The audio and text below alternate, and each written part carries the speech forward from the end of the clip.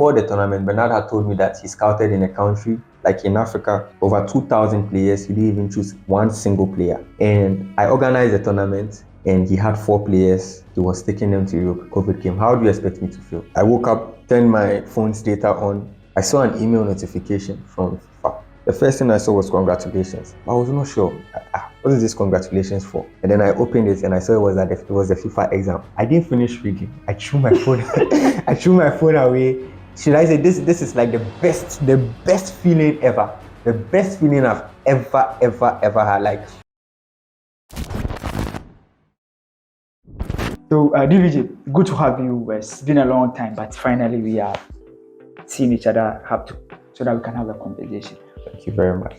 I'm someone that believes that who we are is mostly influenced by the kind of childhood we had as individuals. So I'm going to ask you, what kind of childhood did you have, and how did that influence the kind of person we see today? Wow. Thank you very much. Well, growing up, I would say my childhood experience was a mixture of so many things. I come from a disciplined home, and so growing up, there were, should I say, rules. You have to be home at a certain time. You have to be in bed at a certain time. And I think this really helped me when it comes to like the discipline factor, that aspect of self-discipline.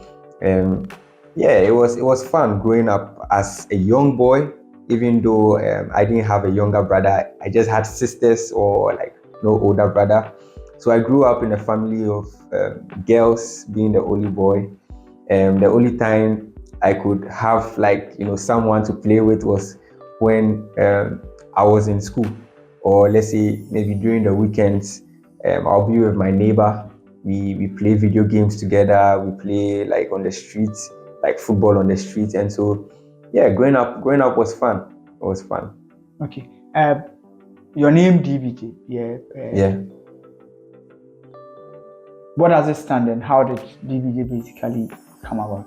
Because we have stories of people having names and who gave them. Yeah. Okay, so let me tell you a funny story. So, growing up, I really liked to do so many things, and one of them was sound engineering. And one of the sound engineers that really inspired me a lot was Danny Beats. And Danny Beats is someone who was operating behind the secondary school I attended. His studio was behind the secondary school I attended, which is Accra Academy. And so I was really inspired by this man, and I decided to copy his name, like his brand name or his stage name, which is Danny Beats. So I made it Danny Beats Jr.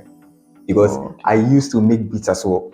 So and he's Daniel, and I'm also Daniel. So I was like, it wouldn't cause any problem. So I'm Danny Beats Jr. But then I just realized that I had to be my own self, and I had to do things the way I wanted it to be. I had to be natural, let me put it that way. And so in the end, the DBJ still stood. It was no longer Danny Beats Jr., but it rather stood for my name, which is Daniel Boyfield Jr. Yeah. So it was like a match made. It was a match, yes. With the DBJ is something that was made to happen. Yeah, it was made to. And you've later gone ahead to do brilliant stuff with it. But we're going to go into it. So thanks. Young DBJ growing up with. How was it like growing up? Because I grew up with pure boys, like my junior brothers were all boys. And how was it like growing up with girls in the house? Yeah, initially you feel, should I say, distance, like you wouldn't feel that togetherness, because you'd be like, the things you can do, they can't do. For instance, things like playing video games, things like playing football, being very active in sports, they wouldn't be able to do like those things. And so growing up, there were positive sides and negative sides growing up with them. On the positive side, I learned so many things from them, especially how to deal with ladies, and I learned so many things about ladies, and this really helped me a lot. It got to a time my father traveled out of the country, and he was out for a while, so basically I was in the house with females, Like You're the man of the house. Charlie, can you imagine? It was, I would not say frustrating, but I really learned a lot, and I became happy when I was in the boarding house in my primary school, because most of my mates were like guys, and so the comfortability around them and like being around them was really, really, really good for me. And even when I went to an all boys school after my JHS, my BC, it was just boom. That was when I felt like, yes, now my family is here. when I was with like all boys. But then I learned a lot growing up, from my sisters, from my mom. I really learned a lot from them. When you say there are some downside, like disadvantages growing up with an all girls, what do you mean by that? Well, it's like they are girls and they know what they like, and what they like might not be what I like. And so sometimes you feel separate, like distant from them. You feel like they are doing their own thing, and you too, you have to do your own thing. The only way you can do something with someone is when you go and maybe do with your neighbor or maybe your mates, And so there were things we couldn't do together as siblings, because they were girls and then I was a boy, and they did like so many things together, as The ladies, girls. Oh, okay. which I was like excluded from. I remember growing up, there were times that would dress me as a lady, and I was like, come on, I wish I had a brother so we could discipline them. But in the end, yeah, this is where we are now, and I'm grateful for everything that has happened. Yeah, basically influenceful. That's an interesting child, like a mix of but he went to a boys' school and then a bit changed. Football, I've always said this. I don't know, but maybe someone may prove me wrong one day. I believe that sports, for instance, is not something that you pick on the road. Like you grew up having the interest for it. Mm-hmm. So you going to sports obviously would mean that you grew up having the interest for it. Yeah. How was your interest like? Were you just a fan, or you were somebody who was actively involved? I mean, like playing or? Well, going into like a career as sports was like a natural decision for me. I'm someone who was actively involved in sports, not just football, but different sporting disciplines like table tennis, like basketball, like lawn tennis, and even athletics.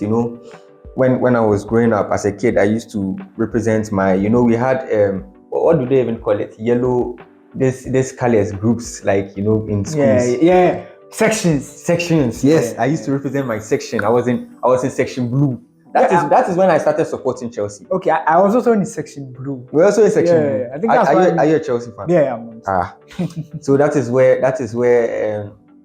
So I used to represent my section like during those games. That was in primary school. Oh, come on. So primary school was fun. Did like lime and spoon, those kind of races, sack races and all that. Yeah, so I was actively involved in like in various sporting disciplines. And even with football, I used to play football like in the neighborhood with my neighbors, like streets, like on the streets. We used to have a lot of fun, with playing like this, involving ourselves in like this sporting activities. And for me, I've been very passionate about sports, like since I was a kid at a very young age. So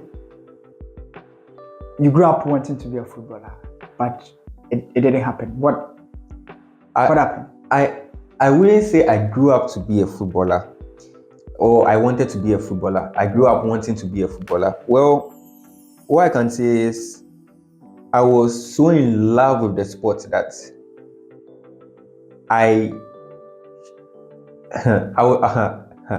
was so in love with the sport that I would do anything just to make sure the sport never leaves me. Okay. Like this sport never leaves me. So I used to play football a lot. But then I was getting injured like lots of times, And so I had to advise myself, maybe it wasn't meant for me to be a professional, even though I really loved it as a hobby. There were other things I could do with the sports industry, or let me say within the football industry. If I wasn't going to make it to be a professional footballer, there are other things I could be in that particular industry. I could have even been a videographer, or let me say the chief maybe media officer of a football team, I just wanted to be involved in the sport, football. I wanted to do something for the sport I really, really love. And yes, I used to play football as a hobby, but then in the long run, I got injured and then I had to advise myself to stop playing football, in which I had to divert into something else, still in the football industry. How severe was the injury that made you stop? I remember that day, it was in 2019, and we were just playing, should I say, inter-departments. And I remember that particular day, I really played here. That was like one of the best games ever. I scored 2 goals and I gave an assist. The game ended like 3-0. I came out. I didn't know what was wrong with me. I thought it was a groin injury. Little did I know it was a fracture around my hip. I had to wait several months before getting to know that this was the problem after doing an MRI test. If I had done it earlier, maybe today I would still be playing football, because that problem would have been solved, and today I would still be playing football, even as a hobby, even though I'm in the business side of football, but as a hobby I would still be playing. And so that's when I got to know that this thing was career threatening injury. Yeah. And people stop playing football on grounds of making natural decision not to play again. But for it to be cut short by an injury, that's a bit more tougher. Yeah. That's not your doing. How were you able to put yourself together, bounce back from such an injury, and how were you able to deal with it? So I was still in school by then, and trust me, I really cried. It was really, really, really one of the down moments in my life. And for the first few months, after the injury, I was like, come on, is this the end? Am I not going to kick a ball again? I was asking myself so many questions, so many thoughts were running through my mind, and I just didn't know what to do. I really love this game. But then I'm someone who doesn't give up. I really don't give up. I had to encourage myself. My parents were with me throughout that difficult period, trying to encourage me as well.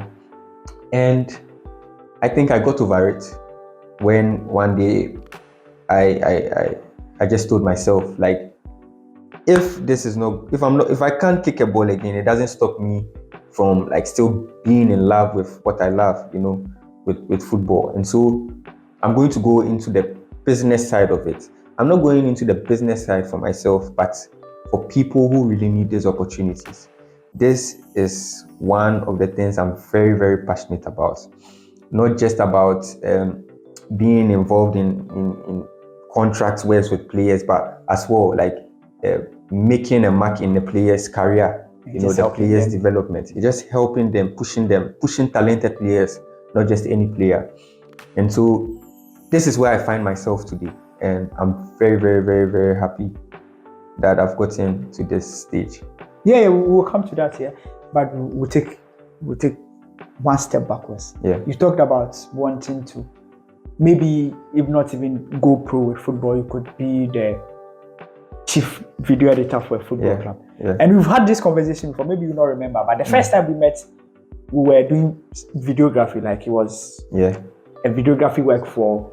I remember you called me one time for a particular project, and because it was football related, I said, Dela, let's do this. Yeah, and at that time, I knew you as, although I knew you were with a footballer, but I could tell you, you were known for videography, you were a videographer, basically. Yeah. And I think after that project we did, we were having a conversation. Remember, we have to do this, come to your accommodation for us to do it on campus, and then.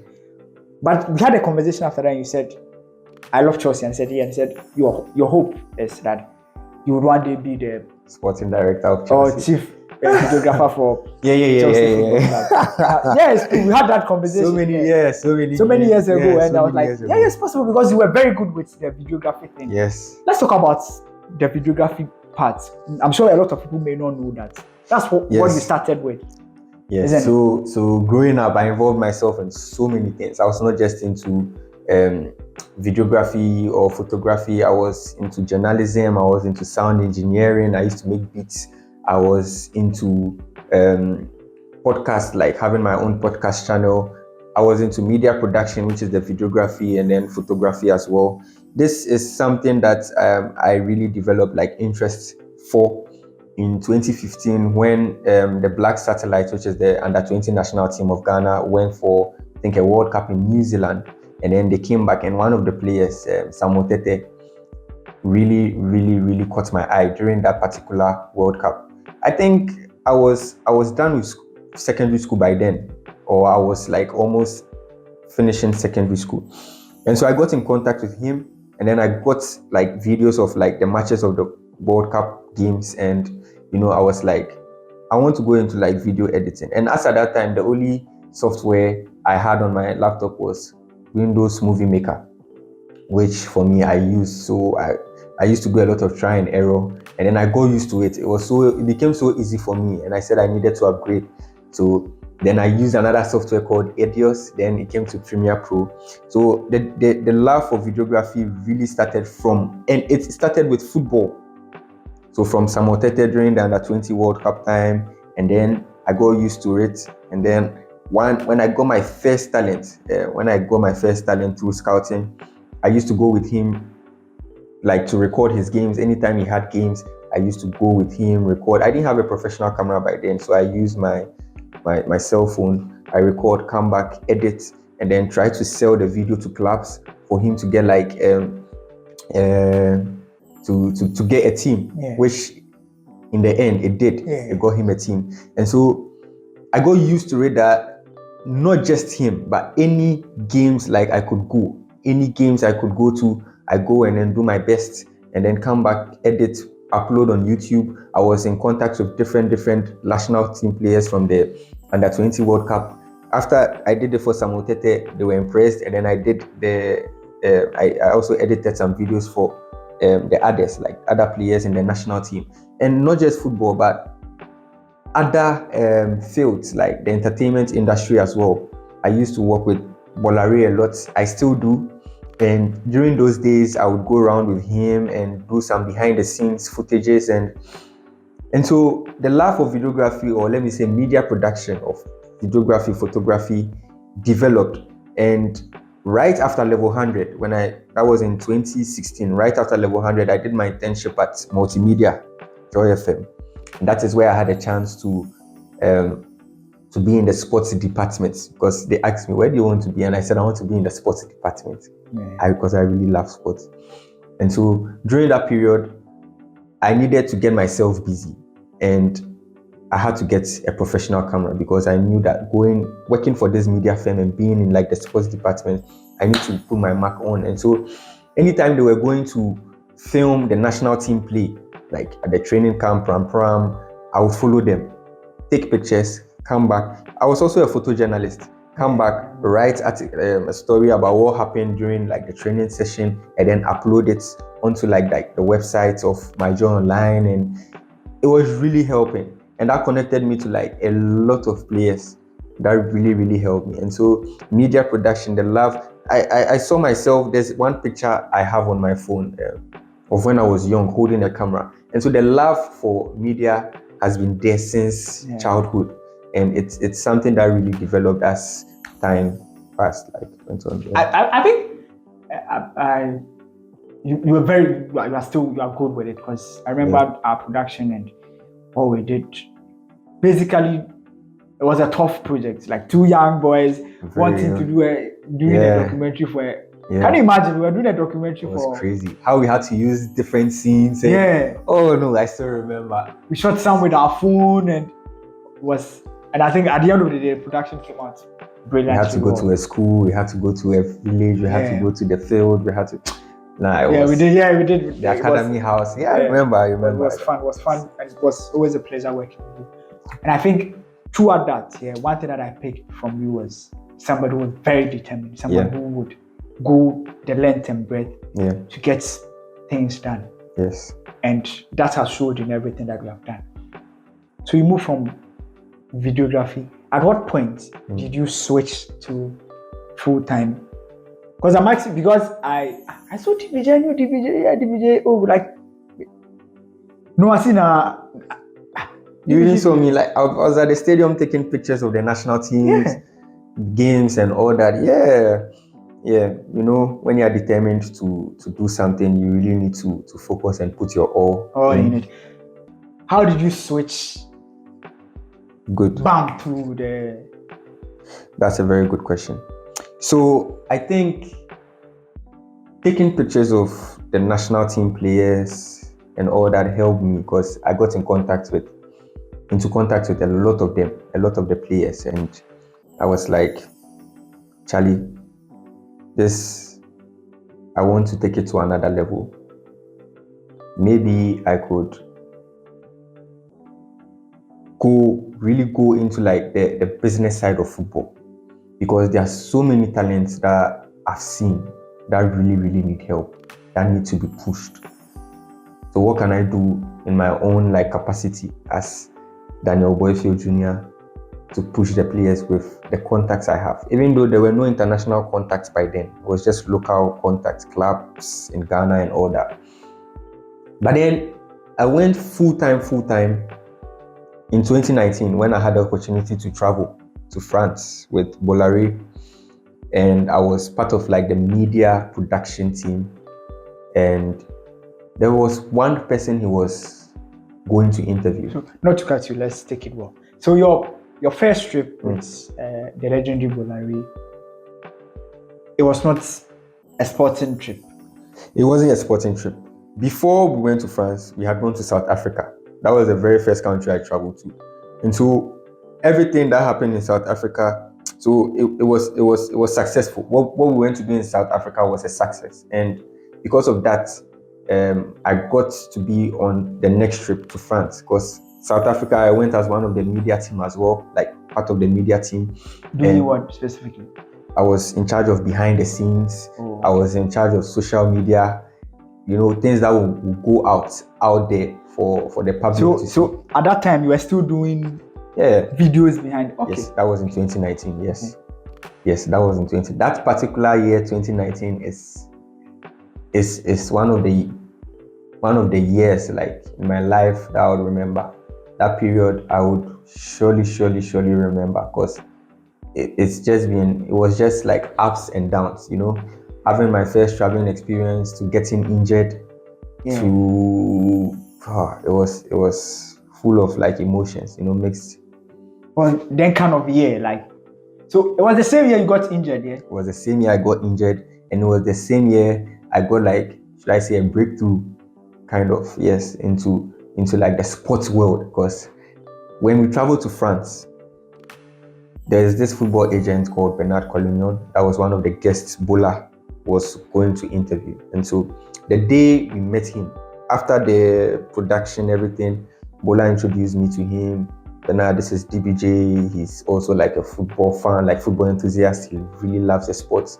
Maybe you speak to him and see what you can get from this. But I spoke with Bernard Collignon. We were just exchanging, you know, ideas. And after like 15 to 20 minutes, was like, hey, I like you, Daniel.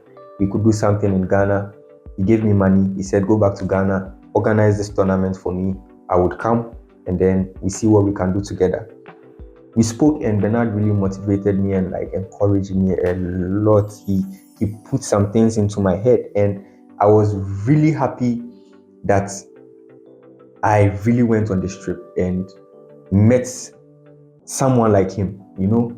And Bernard, I'll say, is the person that influenced me to really take this football thing serious, and also dream, like to keep my dreams alive of being a football agent. Because as at that time he had his license, I didn't have a license by then.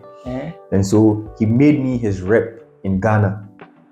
So I came back to Ghana, organized a tournament for him. He was impressed. He had about 4 players he was taking to Europe, and then COVID came the following year, and so the players couldn't go. So for a long time, there was COVID. For almost 2 years. There was COVID, and there was no proper active football. No proper active football. So we all had to be indoors, still doing what we have to do. But because of COVID, things were tough. Clubs had to go through some financial, like, you know, breakdowns. But I think after COVID, after COVID, okay. not to cut you here. talk me through that COVID period. Like, as a young boy, first time. And I remember that your project very much. Like, and you managed to, you met someone you could build something with. You picked 4 players from your first project. And then the success of every Justify or every scouting is to see these players move out there. And then when it's time for them to move, there's COVID. How did you deal with it? Even during the tournament, before the tournament, Bernard had told me that he scouted in a country, like in Africa, over 2,000 players. He didn't even choose one single player. And I organized the tournament, and he had 4 players, and he was taking them to Europe. COVID came. How do you expect me to feel? I can't explain unless you talk. Exactly. I felt bad, let me say, not for me, but for the players, because this was like breakthrough period for them. And he was taking them to like very big teams, to have trials, and COVID just came and it just crashed their hopes down. But we had to live with it. You as well lived with COVID, and so how that season was, that period was. Couldn't go out of your house for like how many weeks? Like it was crazy. It was crazy. So for me, that COVID period, oh my God, I don't want to even talk about it. It was just really bad for everyone. Yeah. COVID was a tough time. Like for everyone. Had to deal with it. It was not easy. Even personally, I think I've not talked about this that much. I moved from my media house to Dreams FC in the COVID era. And you can imagine changing an office into a football club in the COVID period. I moved to Dreams, and then there was COVID coming. Wow. But that didn't stop me from still encouraging the players I had around me to keep training, because you never know. This COVID is not for life. It's not for life. It will end definitely. And so they had to keep fit, and that's what I really ensured. Like they did. So after COVID, that's now you've been able to organize your first scouting project. You realize that no, this is something you could do. And then how were you able to say, okay, let me push up and start something? All right. So after COVID, on a flight to, I think it was to Italy. Yes, after COVID, on a flight to Italy, I got in touch with one other agent called Sebastian Anderson. So the flights to, was it with Reveal or that was Revealed? Okay. That flight was with Revealed with Bolari, but it was just Italy we were going to. I had personal plans because I had contacts, I knew players, and so from that side, I wanted to go and visit the players in their like respective countries or cities where they live. And so after Italy, so on the flight to Italy, I spoke with one agent called Sebastian who knew I was coming to Europe, and so we planned to meet, in which it was a success. We met, and it was a successful meeting. After the long and short of everything is, I came back to Ghana just like Bernard. Sebastian asked me to organize a tournament for him, so I did that, and he also found interesting talents, and which this time he took to Europe for trials, and some passed their trial and then got clubs, and so and so he became my partner. Like he became my partner, and together we did 3 tournaments, and they were all a success. And this like opened so many doors for me as well, not just for me but for the players that passed like or did well in this tournament. And personally, I've organized like personal projects. There was one I did in Accra, which had over 2,600 people registering for this event. To me, it was very overwhelming because I really didn't expect that number. I was expecting just like maybe 100 people showing up, but 2,600 people showing up for like your first ever like justifiers, you doing it alone, all alone. It was really, really, really, really crazy. And the amazing thing about it too was like there was a fee charged, like for that particular justifier, which I've stopped doing because there are so many players who really have the talents but don't really have the money to pay, like to showcase their talents in this event. And so after that, decided to do like free showcases, justifiers, and so far it's been good. We did one in Volta region, we did one in Tamale, we did the first one in Accra, and we've organized like several tournaments. And so it's there. Should I say everything is there, like to show that this is something that myself together with my team have been doing to bring out the best from Ghana, to make sure that they get like a very, very, very, very, very good club out there. Yeah, I think in recent times, we've seen you travel around, try to build connections. So we're going to come to getting your license, because at that time you were doing it. Were you doing it as an agent? Because I need the education too as well. Because I knew that every agent needs to have a license. Yeah. So at that time, what were you doing it as? As a scout and a partner for agents in Europe, and as also a talent manager, because we're hunting for talents, and that's why I was organizing this kind of tournament. Yes, but then if it's up to me to give a player or to get a club for a player and to handle like the contracts and the deals, represent the player, then I would have to be an agent to do that. And so yes, that was it. As at that time, I wasn't a licensed agent like now, but now I'm a licensed agent, and yeah, it's really good for the people of not just Ghana but Africa as a whole, because Africa really has like a lot of talents. And so if I could use this to help the careers of so many people, why shouldn't I?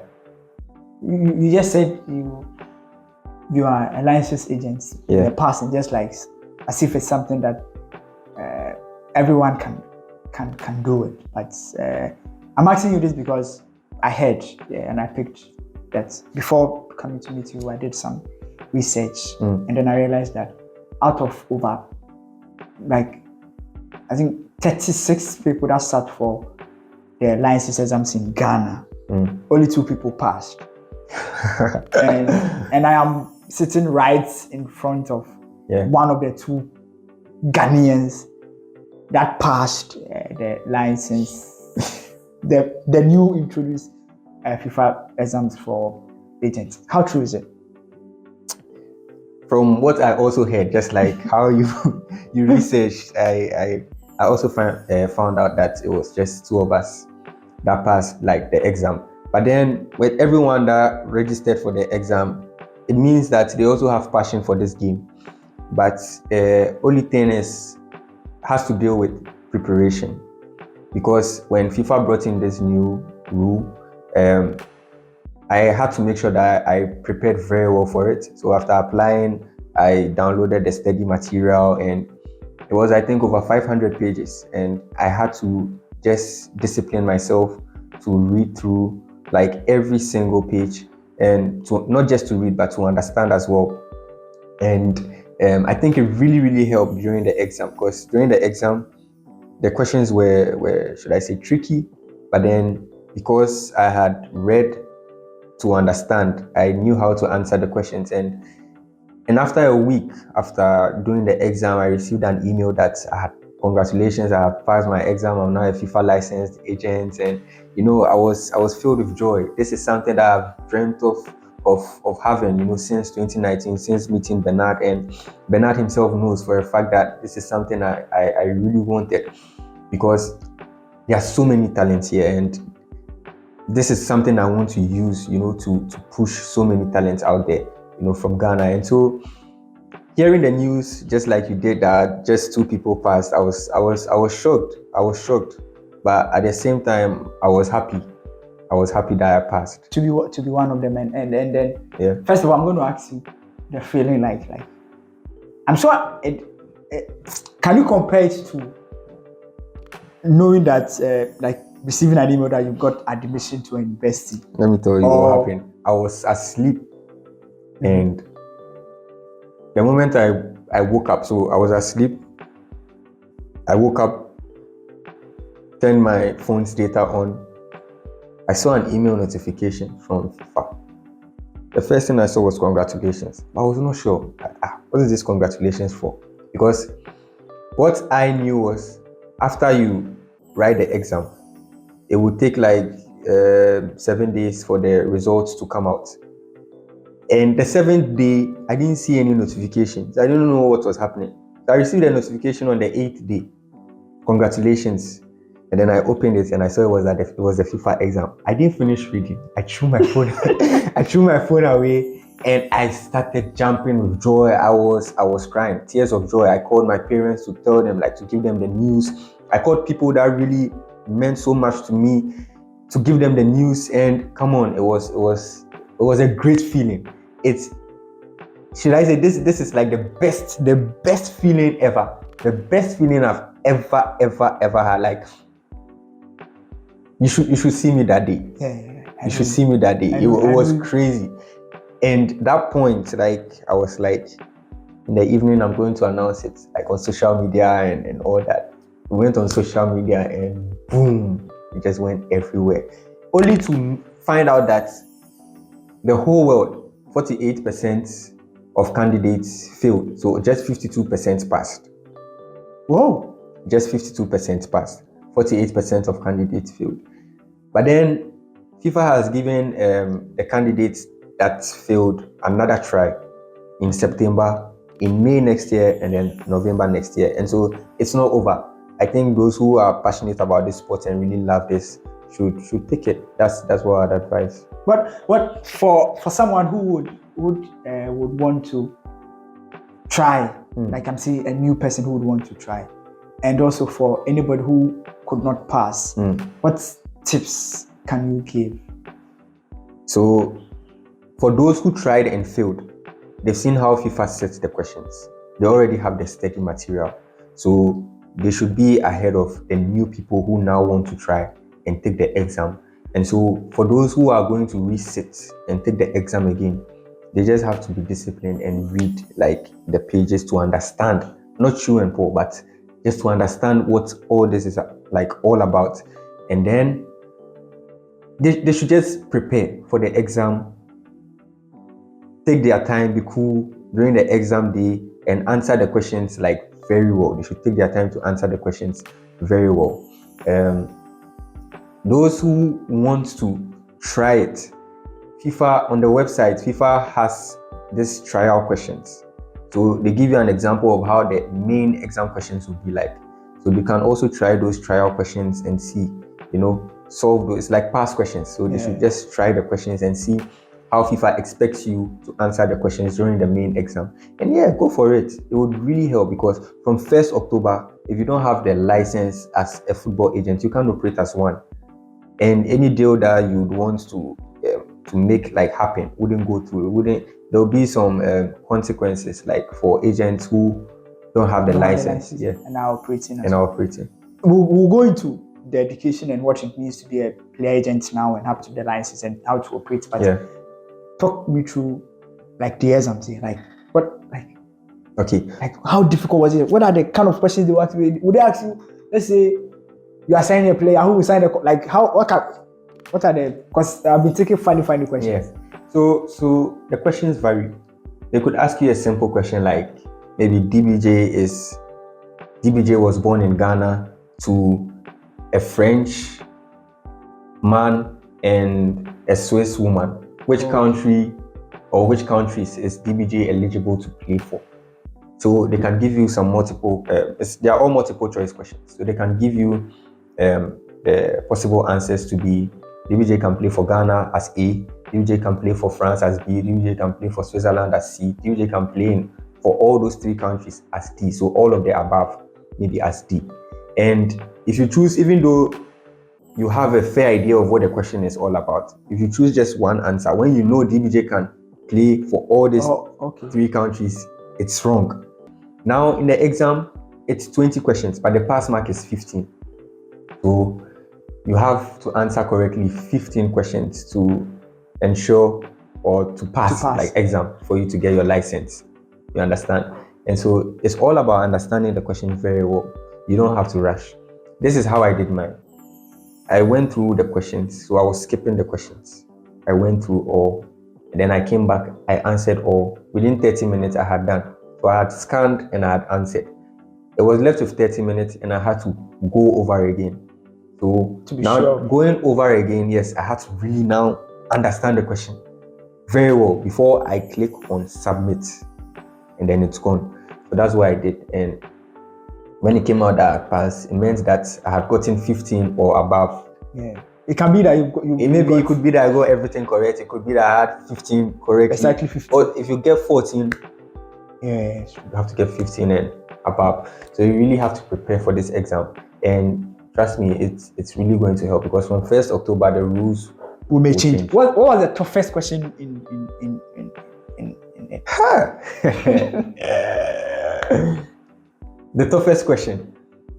I can't really remember some of the questions, but one that I can remember had to do with calculations, and it had to do with maths. Yeah, really? Yeah, of agency fees and commissions and solidarity and training compensations and all that. It was that question was, I think, the last but one question, and I really spent a lot of time on that question. Honestly speaking, like, I just had to make sure that my maths was right. I didn't take any calculator. Yeah, I'm surprised you are going to write an agent football question. There's maths somewhere, like. Yeah. Really? No phones too were allowed in the exam hall. Maybe I could use my laptop's calculator, but that particular question was for me the toughest. It was a very long question, and you have to put your mathematics to work. I just hope I had it right, because I've not seen the questions I had right or wrong, So I just hope I had that particular question right. But I got back home, and then I remember that question, and I think I tried solving it again to see if I really did well, like if I really answered it correctly. And yeah, I think so. So now football is moving in a way that, and I'm going to come to football education and how players now have to take their education serious. So now football is moving in a direction that you have to be educated, you have to be intelligent, because once it involves exams writing, you can be passionate about it, but you don't have the brain to do it. Yeah. So you should advise yourself. You should know that not everybody can be what they want to be. Yeah. For instance, when I was growing up, I wanted to be a pilot, but I'm not a pilot today. So maybe this is what you want. You want to be a football agent. Yeah, work hard for it. Try it out. Don't give up. But if it doesn't work for you, it doesn't mean you're out of the game. You could work as a scout. You could work as anything, to be involved in this beautiful game. But then if you really want to be an agent, then you really, really have to know a lot of things about the sport, especially the business side of the sport. So what does it mean to be a licensed agent? As like what you have right now. Let me appreciate the magnitude of it. Well, with the license, it's big, and it means you can represent any player. It's a FIFA, it's a worldwide license that you can use, and you can represent any player now, represent them in contract deals and all that. And the license itself would open so many doors, for you as an agent having the license, because from 1st October, any agent or any person that doesn't have a license to operate as a football agent is not considered a football agent. And so this is really big. For something that I really wanted, and getting it really means a lot to me. So initially you would have to just pay and you get the license? No, initially you could. For instance, there are a lot of footballers who have their parents as agents. I was coming to that. Yes, there are a lot of footballers who have their family members as agents. And that's why FIFA has brought in this new rule, this new laws, because there are so many, should I use the word fraud cases going on, in terms of shady deals and all that. And so to really understand the sport, to really be an agent, you need to pass through the process, the procedures. And even after having the license, I still have to go through a course to maintain my license, And so anyone who wants to be an agent, to operate, really to operate as an agent, or any family member that is currently an agent of a player, would have to take the exam to have a license to continue. representing the player. Else, the player would have to look for a new agent. And without an agent, the player cannot operate. The player would have to look for an agent to represent him as his agent, because FIFA has brought in the new rules, and so you can't represent yourself. You can't represent yourself as a player. So let's say Mbappe, for instance, his father is his agent. If his father happens, I don't know, but I'm saying if it happens that his father is not a licensed agent, Mbappe would have to get a new agent to represent him. If Mbappe himself wants to take the exam and be the agent himself, then he should go and take the exam and be an agent. But I don't know about the laws or the rules concerning football players who want to be agents. Yes, I don't really have an idea about that. Yes, but then as a player, he would have to have someone to represent him. So he would definitely look for the closest person. And then in the whole country as Ghana, you guys are two. That's what they said. With these plenty footballers. Yeah. Charlie, congratulations. Thank you very much. Like, you have really done well. Yeah. I'm always proud of you. Thank you. And we've not I'm speaking from my emotions because you appreciate people a lot when you saw them, you know how everything went for them. And then I knew the DVG I knew when we did the project was not a football agent. Yeah. I knew you had a player, but you were doing something different. Yeah. I look at what you've been able to do today, and you are great. There's other part of you that I've been marveled by, like diplomats and managing them. Before you came, there was nothing like a diplomat and the diplomats having a manager. What was it like? How did your relationship with Anne and then the ambassador started? Yeah, so the first time I met her was when Bolari went to the embassy to interview her. Like I said earlier on, I was part of his media production team. And so after shooting an episode at her residence, Bola introduced me to her. We spoke. So I think during one of her projects or her events at the embassy, she asked that I record a video of her to give out like a message, and which I did, and she really liked it. After I edited and everything, I gave it to her, and she really liked it. So it was from there that we began to build very good personal relations, like very good relationship with her, and then we started working on projects. Unofficially, I wasn't anything to her. I was just someone who really liked, So I was helping her with some projects. When I say projects, maybe for instance, maybe something like the National Day, the France National Day, anything that had to do with media production, like with production. And I also used to brainstorm with her. And so there's one project we worked on, which we really brainstormed, and it just went out there, blew. Like she became. No project was that? I can't say, but okay. She became like popular. Like all of a sudden, everybody got to know who Aunt Sophie was, and she really liked it. She really liked the way I brainstormed with her, and I just received a call one day. DVJ, I've seen the things you do. I'm really impressed. Can you be my manager?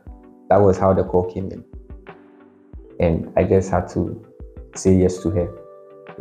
I didn't know how being a diplomat manager would be like, but she made it so easy for me.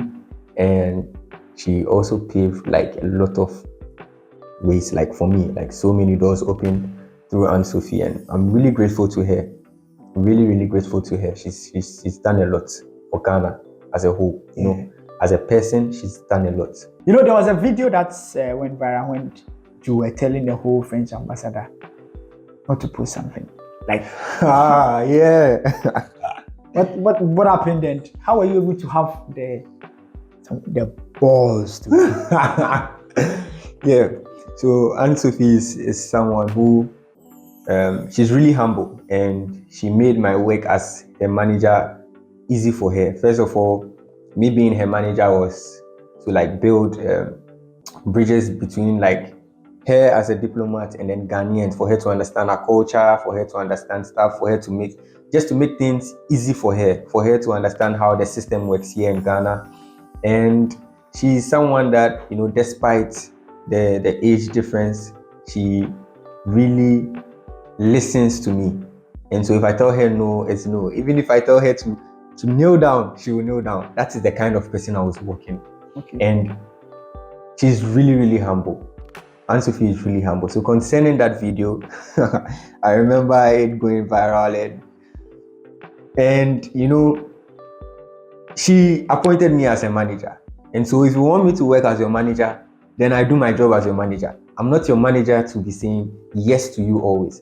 If I have to say no to you at a certain point, I will say no to you. If you have to do certain things right, then I will let you know this is what you have to do rightly. And she knows that I'm someone who is really focused and really serious about what I do. And so I really enjoyed our relationship together. But that particular video, it's just something that I didn't really want her to put out, and in the end she didn't put it out there, so she listened to me. But yeah, I'm irrespective of your rank, if I'm working with you and I have to put things straight, down, with you, if I have to let you know the honest truth about how I feel about how the relationship is going or what you should do in your field, I would let you know.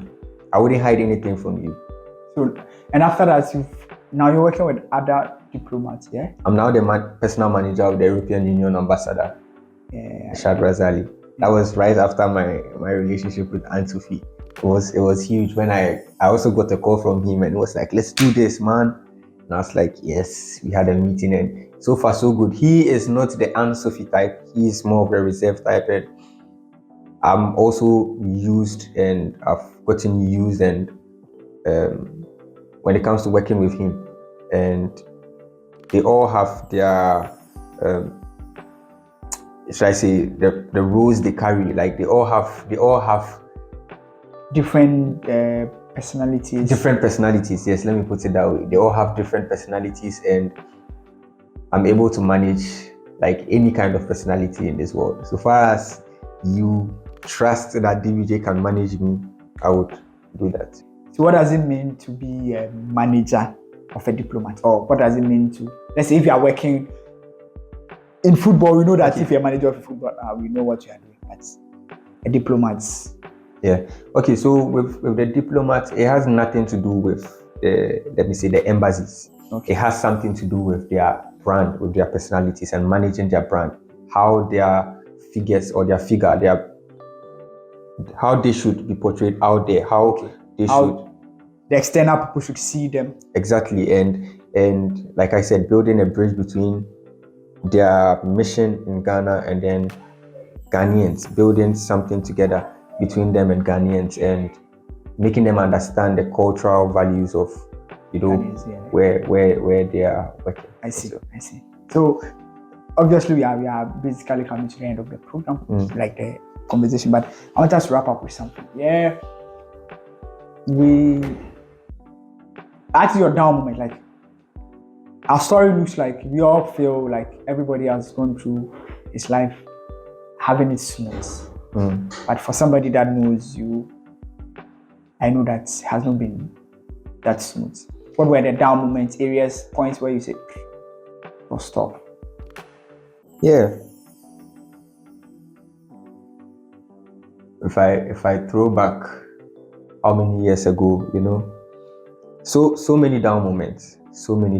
But you see, nothing comes easy in life, and I know what I've been through.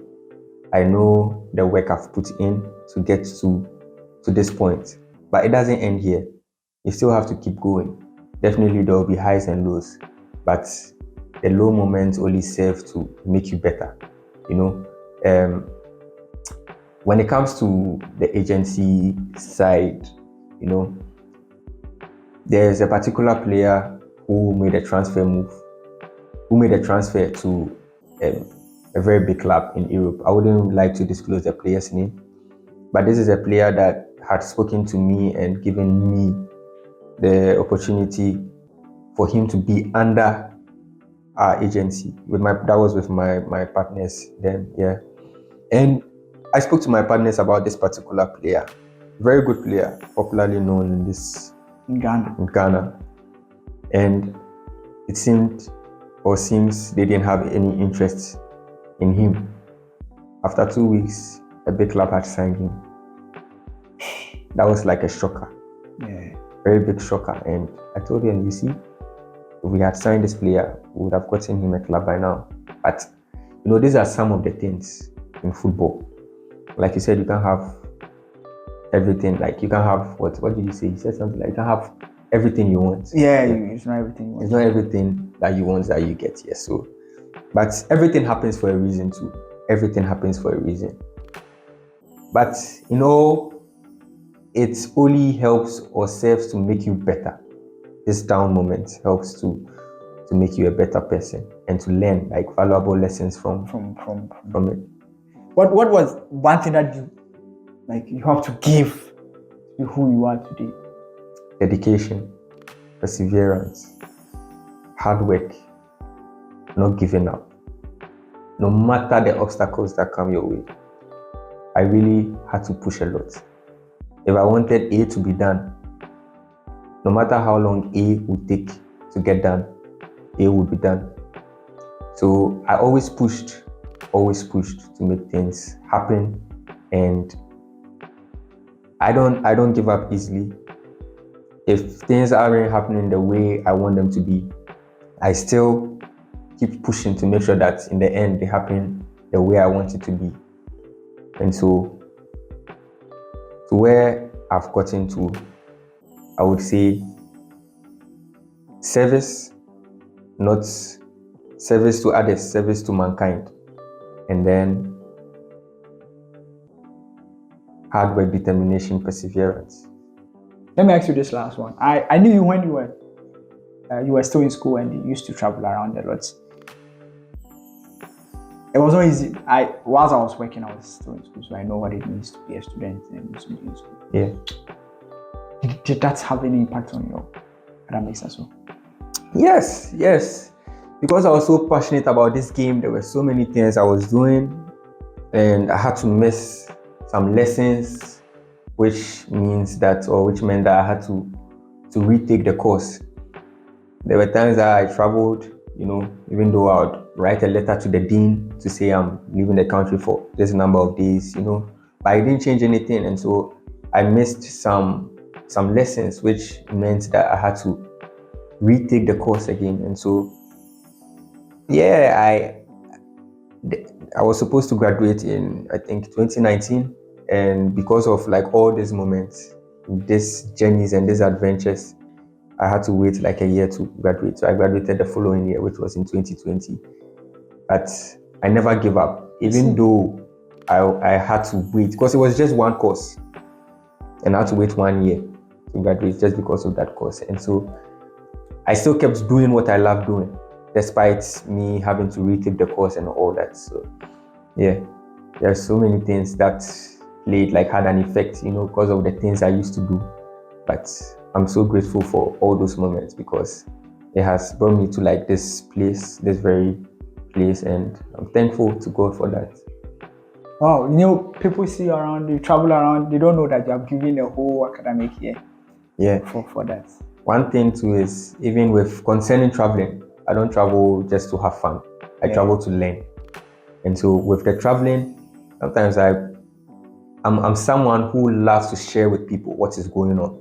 Not everything, but the crucial things. And so when I travel, I update my stories with like videos of meetings with people and like things I go to do in Europe. So when I go to Europe, let's say I visit, let's say I'm going for a particular trip and I'm visiting 5 countries. Those particular 5 countries, I'm going there to learn. What am I going to learn? I'm going to learn about systems, let's say formations, learn about athletes, kind of players this particular league needs, kind of qualities this particular league needs. Really? You understand? Do they have specifics like that? Yes. You can go to a country like Belgium and they need a striker who is maybe 6'5", 6'4", but in another country it doesn't really matter. The height doesn't really matter. They just need a player who is technically good and with some kind of qualities. And I think this really helped, because when I go and learn about all these things and I come back to my home country and I see a good player, I can say, hey, You will fit well in the Belgian league. You will fit well in the Spanish league. You will fit well in the Italian league. You will fit well in the, so these are some of the reasons why I go to learn about the sport. And our hope is that maybe one day the next Black Stars player, the next Black Stars captain. Yeah, I'm not sacking the current one, but I'm saying maybe one day that player will be your agent. Maybe you have your player, please. But we are wrapping up. Do you have players that through your hands have been able to reach top level, that they are reliving their career? Their moment. Yes, with my partners, yes. Directly and indirectly. Directly, there are players in Austria. There are players so someone like Augustin Boachi was with my partner. That we did this deal. Someone like Demane, he's in Lomel, he was a Feyenoord. Someone like Jigard Basel, with my partners that we did this deal. And so yes, there are a lot more players directly with my partners. And lots more that is going to happen. We are wrapping up. What message would you, let's say you meet a you're young, but you're not young. You know what I mean? Yeah. But if you want to say something to someone who may look up to you. All I'll say is never give up in your dreams. Keep believing, keep pushing. Don't let negative comments or distractions, bring you down. You should rather show those negative comments that you are more capable. Like, believe in what you want to do and keep pushing. Never stop, never give up. Trust me, the sky is not the limit.